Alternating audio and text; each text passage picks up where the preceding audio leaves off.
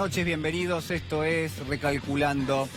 Es la pelea entre el bien y el mal, es la pelea que se reedita permanentemente, que a veces hemos leído en muchísima literatura, pero que al mismo tiempo tiene un contacto ineludible con la realidad. Yo le decía que se reedita a cada día, a cada hora. A veces somos protagonistas de esta pulseada entre el bien y el mal, y a veces no lo somos. A veces hay otros protagonistas que son aquellos que llevan adelante esta pelea. Uno imagina, en definitiva, que en todo caso es la justicia el ámbito donde se da esta pulseada en una forma más transparente. Intuimos que es la propia justicia la que se ubica quizás de un lado, del lado de los buenos,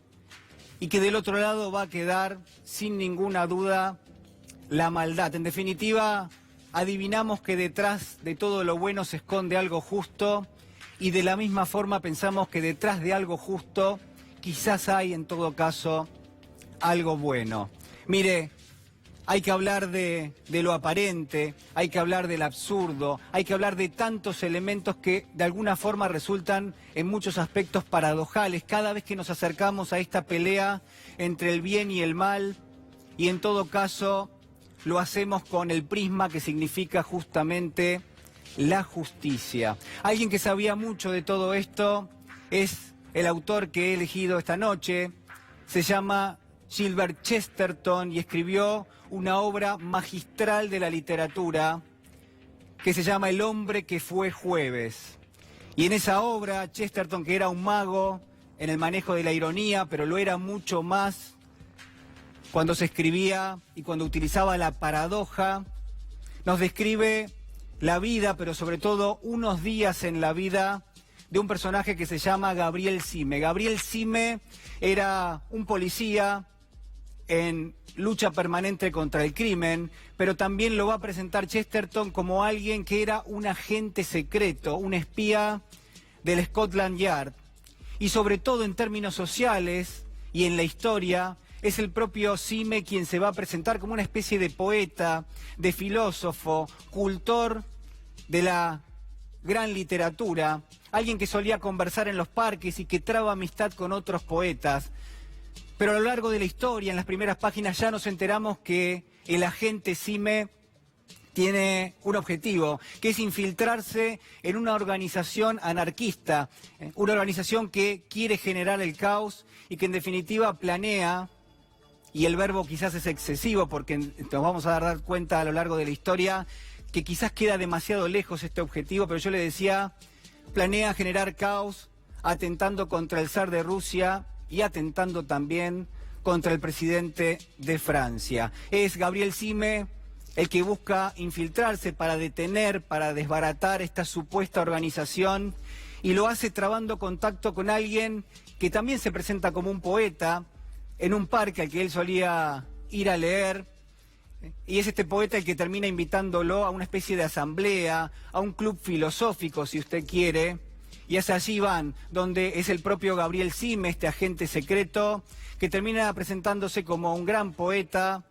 y que termina haciendo un discurso que deja atónitos a propios y extraños, termina siendo una especie de apología de la anarquía, apología del caos. Alguien que se supone que secretamente se dedica al orden, genera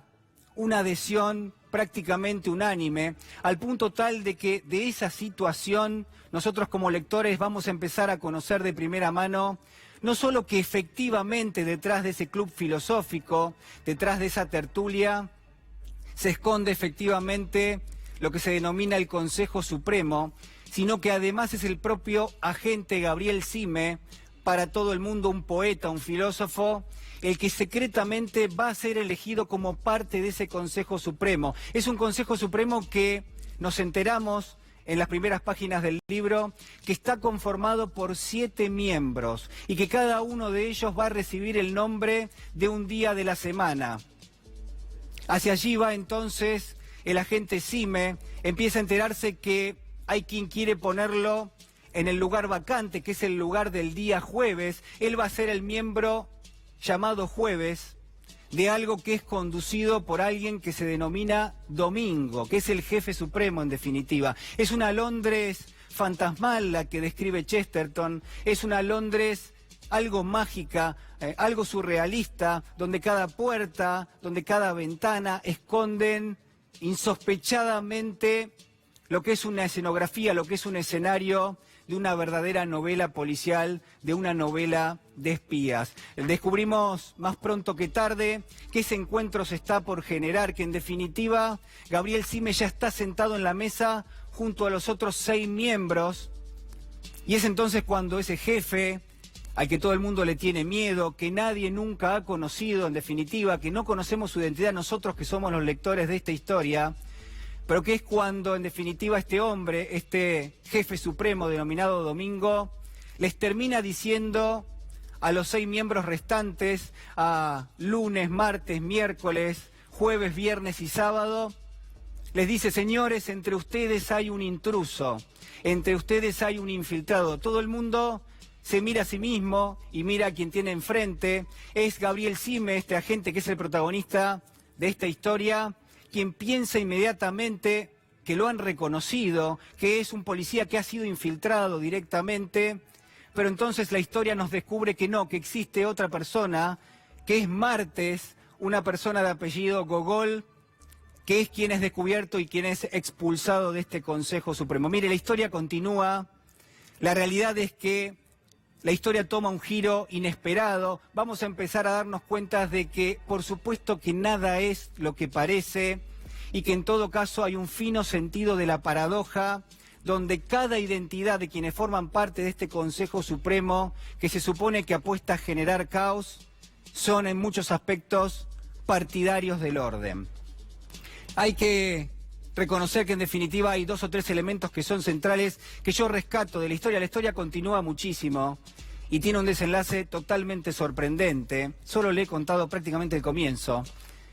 Pero lo que quiero recapacitar con usted, lo que quiero pensar es qué pasa con esas paradojas que describe tan bien Chesterton. Por ejemplo, que en busca de hacer el bien uno muchas veces termina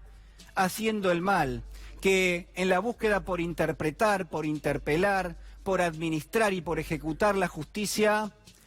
uno a veces, siendo uno de los protagonistas de esta historia, termina por convertirse en un criminal. Y sobre todas las cosas, que detrás del anverso, que detrás de esa cara que vemos, existe un reverso que muchas veces es muchísimo más monstruoso que lo que muestra su fase visible. Yo quiero comentarle en esta noche, si no podemos utilizar este prisma que utiliza el propio Chesterton en esta novela que se llama El hombre que fue jueves, para describir, para analizar la realidad, para indagarla. Si en este caso que hoy ha tomado estado público en estos últimos días, el caso que lo tiene a Marcelo D'Alessio, en este sentido como protagonista, si en ese caso uno no puede distinguir que existe, por lo menos de mínima, una asociación ilícita entre aquellos que son agentes de inteligencia, aquellos que son agentes de contrainteligencia, que son operadores políticos, que son operadores judiciales, hay referentes del mundo de la política, hay incluso periodistas, hay magistrados, hay fiscales. Quiero preguntarle si en todo caso lo que en definitiva termina demostrándose es que se conformó no solo una asociación ilícita, sino que además se generó una especie de andamiaje, de estructura, utilizada para la persecución política, sí, claro, pero además, a su vez, prácticamente desvirtuándose de lo que le había dado origen, utilizada también para la extorsión y para la coacción. Quiero preguntarle en esta noche si no podemos distinguir mecanismos que se han utilizado para la persecución política, que buscaron erosionar la imagen pública de muchos referentes de la política, si en gran medida no se ha servido eso de instrumentos de orden jurídico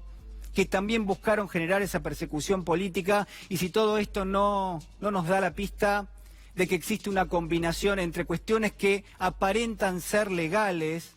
procesos que la justicia dictamina y que parecen ser legales, con otras cuestiones quizás mucho más relevantes, con una amplia cobertura mediática, por ejemplo, y al mismo tiempo con denuncias que no siempre están respaldadas por pruebas, donde el efecto buscado es el de la cobertura mediática y donde el efecto buscado es obviamente el de desgastar una figura pública y perseguirla.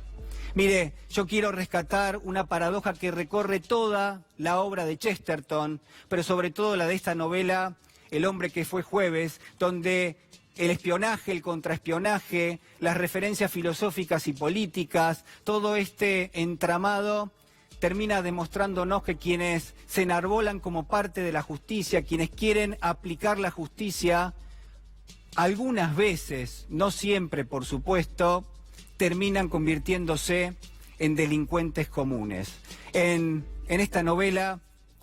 Gilbert Chesterton, un autor al que admiraba muchísimo Jorge Luis Borges, le hace decir a su protagonista, a Gabriel Sime, el agente del Scotland Yard, y lo hace preguntarse cuál es el secreto del mundo, y el propio Chesterton le hace decir a Sime que el secreto del mundo es que vemos al mundo de espaldas, que en definitiva solo lo vemos por detrás y que de ahí radica lo que es su brutalidad, que no estamos viendo una nube, sino la espalda de una nube y que también terminamos viendo no un árbol, sino la espalda de un árbol, pero que sobre todas las cosas en nuestra vida y en todo lo que nos rodea, muchas veces la verdad de las cosas termina apuntándonos su cara, su verdadera cara.